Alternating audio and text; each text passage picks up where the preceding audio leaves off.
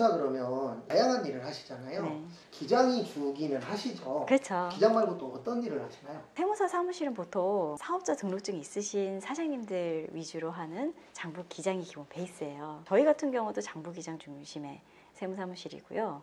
장부 기장이라고 하면 이제 세금 계산하는 일이라고 생각하시는 경우가 많이 있는데, 사장님들께서 생각보다 본인의 사업에 관한 이야기를 하실 때가 많지가 않더라고요. 이런 거죠. 댁에서 사모님한테 그걸 말씀하시기도 좀 걱정할까 봐 그렇고, 직원한테 얘기하기에도 좀 그렇고. 그래서 저는 제 자신이 사업 전반에 대한 내용을 알아야 장부 기장을 할 수 있는 그런 특성이 있잖아요. 실제로 내용을 잘 알고 있기도 하고, 또 사장님들께서 그걸 아시니까 많이 여쭤보세요, 저한테.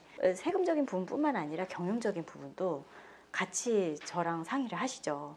직원 문제라든지 대출에 대한 문제, 아니면 뭐 지원금 이런 것들도 다 엮여 있거든요. 아무래도 제가 거래처를 많이 접하다 보니까 그만큼 케이스가 많을 수밖에 없잖아요. 예. 그래서 드릴 수 있는 아이디어도 아무래도 좀 있겠죠. 대표님께서 여러 가지 선택지 중에 좀 선택하실 수 있게 그렇게 저희가 도와드리는 것도 제 역할이라고 생각을 합니다. 양도나 그런 쪽은 안 하세요? 양도 상속 증여도 하는데요. 그거를 제가 외부에서 따로 받아서 하고 있지는 않고요. 기장 거래처 분들 것만 내 거다 생각하고 그렇게 도와드리고 있습니다. 가성비가 안 나와서 저는 그냥 티끌모아 태산인 걸로 가려고요. 어떻게 보면 영상 보시는 분들이 제일 궁금해 하실 건데, 현재 직원이 한 20명 정도 되시잖아요. 25명입니다. 25명. 네. 세무사님이 네. 연봉이 어느 정도 되시나요? 굉장히 예민한 질문이네요. 일단은 보통의 세무사님들 먼저 설명을 드리면, 맨 처음에 세무사 합격하고 나서 이제 6개월 동안 수습을 하는데, 그 수습 세무사는 원래는 세전 100만 원 수준이었어요. 근데 지금은 조금 개선이 돼서 최저임금 정도를 맞춰주는 추세인 것 같습니다. 근무세무사는 업무에 따라서 많이 달라지죠. 이제 본인의 포지션에 따라서도 많이 달라지고요. 근데 보통 연봉이 문제가 아니라 업무 강도가 더 문제더라고요. 이제 근무세무사님들은 워낙 능력자시기 때문에 업무 강도가 엄청납니다. 네, 그래서 그것 따라서 조금 선택을 해서 가시는 것 같고요. 개업한 세무사님들은 보통 직원 수가 매출 이익하고 비례합니다. 일반적으로요. 그래서 매달 들어오는 기장료 수입과 신고기간에 한꺼번에 들어오는 조정료 수입, 그리고 그 외 용역 수입 이런 것들이 있을 수가 있는데, 기장료 수입에서는 인건비나 임대료 이런 걸 빼고 나면 그렇게 많이 남는 것 같지 않아요. 예. 근데 조정료 부분이 크죠. 예. 1년 농사의 수확인 셈인 거거든요. 그리고 부수 용역은 각자 하기도 나름인 것 같아요. 제가 숫자로 딱 매출액이 얼마다, 뭐 이익이 얼마다 제 머릿속에 있습니다만, 그거를 오픈하기는 조금 예민할 것 같고, 일단 그냥 유추해 볼 수 있게 제가 어떻게 사업하는지를 좀 말씀을 드리자면, 저 같은 경우는 1년에 한 250건씩 영업을 해요. 그래서 한 달에 20개 정도는 평균적으로 들어오는 것 같고, 그리고 매해 거래처가 늘어나서 매출이나 이익을 뭐라고 딱 단정 짓기가 어렵습니다. 아시다시피 이제 전해의 조정료가 그 다음 해에 들어오는 구조거든요. 열심히 하고는 있어요. 네, 그래서 다행히 사장님들께서 소개도 많이 해주시고, 그리고 운 좋게 좋은 분들을 많이 만나가지고 매년 매출도 이익도 좀 늘어나고 있습니다. 그 재미에 하는 거죠. 세무사님한테 네. 많은 분들이 맡길 때 네. 이제 세금 문제가 중요하잖아요. 그렇죠. 세무사님한테 맡기면 세금이 많이 줄어드나요? 보통 줄어들죠. 예, 그러셔야지 또 맡기신 데 의미가 있는 거고요. 근데 이제 많은 분들이 세금을 무조건 줄여야 된다 생각은 하시는데, 저도 그 마음을 10분 이해합니다. 예, 저도 세금 내고 싶지 않아요. 근데 무조건 세금을 줄이는 게 능사는 아니에요. 항상 세금에 대한 리스크도 뭐 세무조사라든지 소명 이런 것도 같이 공존하는 것이거든요. 그래서 리스크도 줄이면서 세금도 같이 줄이는 것이, 그게 기술이라면 기술이에요. 그래서 저희가 세액공제 감면 이런 거 전문이에요. 저희 찾아오셔가지고 5년 동안 종합소득세 전혀 안 내시고 이런 분들 꽤 있으십니다. 소문 들으셨는지 지방에서도 찾아오시고 그러시더라고요. 근데 이런 거는 경험이 중요하잖아요. 경험입니다. 잘못 넣으면 또 이제 가산세 받고. 맞아요, 맞아요.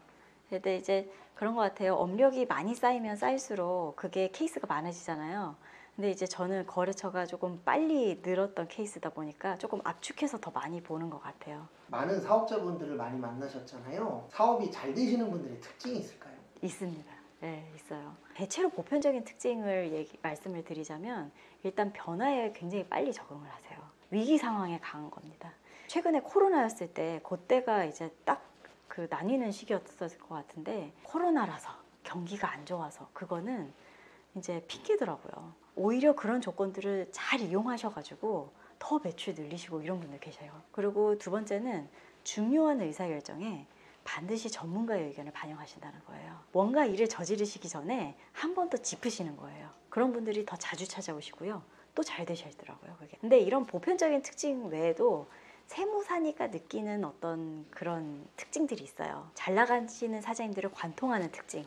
대부분 본인의 장부에 관심이 많아요. 실제로 장부를 얼마나 어떻게 신경 쓰느냐가 세금뿐만 아니라 많은 것에 영향을 주거든요. 왜냐면은 세금을 내기 위해서 작성하는 장부가 어떤 증빙이 되기 때문이잖아요. 국세청에 신고하는 장부가 세금 신고뿐만 아니라 대출이나 지원금 이런 데도 너무나도 영향을 많이 끼치기 때문에 잘 나가시는 사장님들은 장부가 진짜 중요하다는 걸 알고 계시는 거죠. 영업 많이 하시잖아요. 네. 영업하시면 이제 사장님들이 가장 많이 물어보는 게 있나요? 제가 하루에 평균적으로 20톤에서 30통 정도 이렇게 받아요. 제가 창업 감면 전문이다 보니까 저도 감면을 받을 수 있는 케이스가 되나요? 저도 세금 줄일 수 있나요? 이런 질문이 사실 제일 많고요. 프리랜서로 하는 게 낫나요? 사업자 등록증 내가지고 하는 게 낫나요? 개인이 나을까요? 법인이 나을까요? 뭐 이런 것들이 제일 많이 여쭤보시는 거죠. 마 소장님이 궁금하신 점이 있으실까요? 저 같은 경우에 이제 회사 다니니까 네. 어떻게 하면 세금을 덜 낼 거냐. 어떻게 보면 연말 정산 준비를 네. 어떻게 하면 잘할 수 있냐. 네, 그런 부분이겠죠. 그런 거를 많이 여쭤봐 주시고 저 같은 경우는 늘상 받는 질문이라서요. 줄줄줄 나옵니다.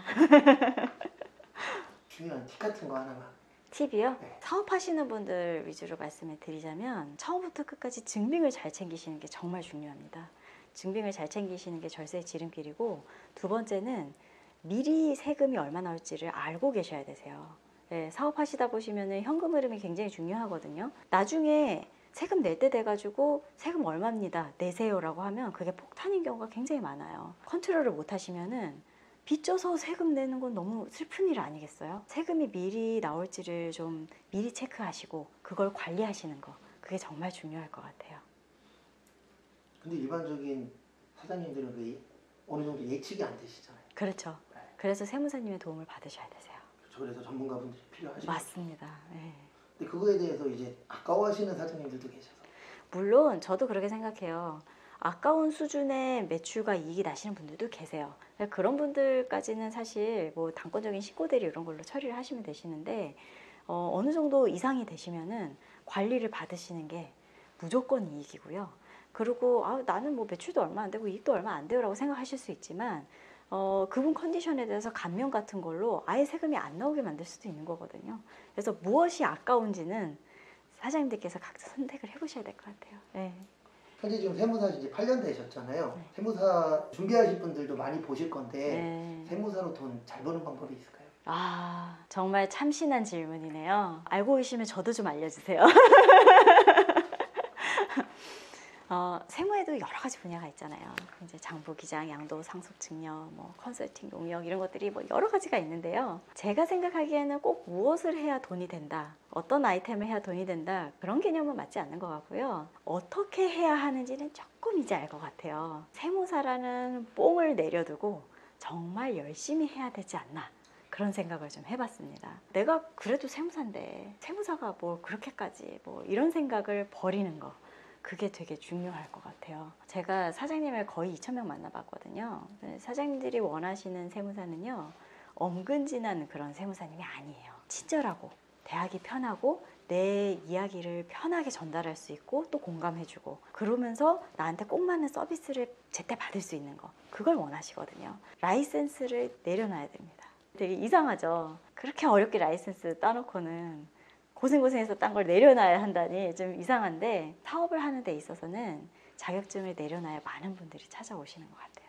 어떤 사장님께서 저한테 해주신 말씀이 생각이 나는데요. 열심히 하는 거는 사람의 몫이고 잘 되는 거는 신의 몫이다 이렇게 말씀해 주시더라고요. 제가 정말 누구보다 열심히 한다고 생각할 정도가 되면 어느 정도까지는 올라가는 것 같아요. 그 이상은 운도 중요한 것 같습니다. 그 이상은요. 저 같은 케이스는 너무 좋은 직원분들을 많이 만났어요.